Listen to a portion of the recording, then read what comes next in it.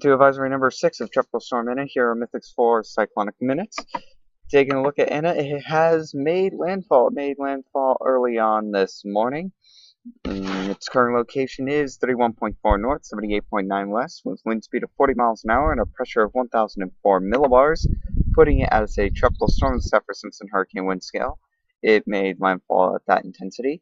It also made landfall as a stage 3 on the CDPS, but has since weakened since it has moved over land. It is now a CDPS rating of 14, or putting it at a stage 2.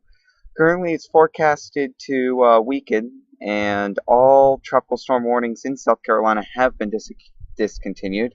The tropical storm warnings are now only in effect from the South Carolina-North Carolina border to... I'm not even sure where that is. So, taking a look at the models now. The GFS model is showing the storm dilly-dallying around in the area for the next day or so before finally getting kicked off and being absorbed by the trough that is going to be moving through.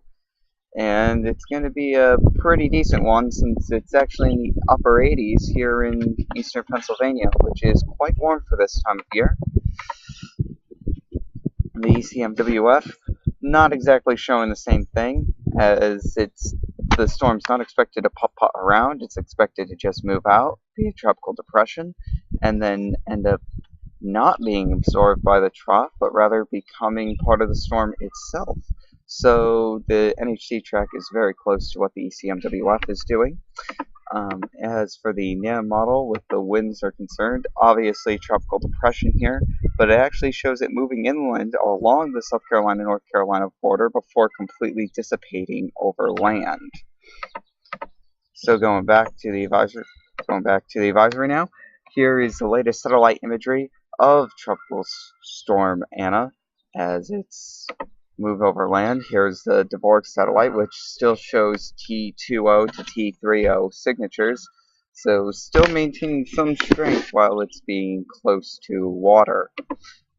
Sea surface temperatures, although it has moved inland, are cold directly along the coast beneath 20 degrees Celsius, but if it goes back out into the Gulf Stream, we've got potentially 26 degrees Celsius waters out there in the Gulf Stream, so there is a possibility of re-intensification if it doesn't get absorbed by the trough.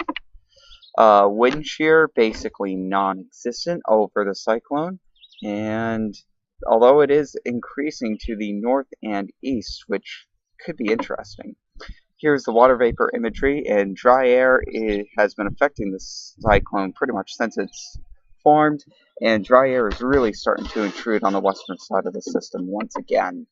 So the main points that you should know: Anna has made landfall with 50-mile-per-hour sustained winds, and all tropical storm warnings in South Carolina and tropical storm warnings that are out by Surf City and Cape Lookout have also been discontinued.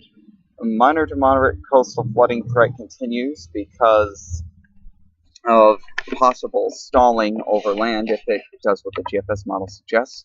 Elsewhere in the world, Typhoon Noel has made its closest approach, or maybe even a landfall, in the northeastern tip of Luzon in the Cagayan province, with winds of 150 miles per hour, which I'd have to say is certainly overrating the storm a bit. I don't see it being that strong at the moment. And that puts it a CDPS rating of 39, so no matter what way you cut it, it is a stage 7 cyclone. And Tropical Storm Dolphin is barely hanging on.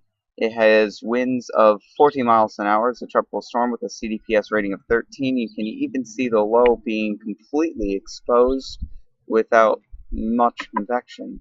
The final update for Tropical Storm Anna will be midnight tonight, so we'll see you then.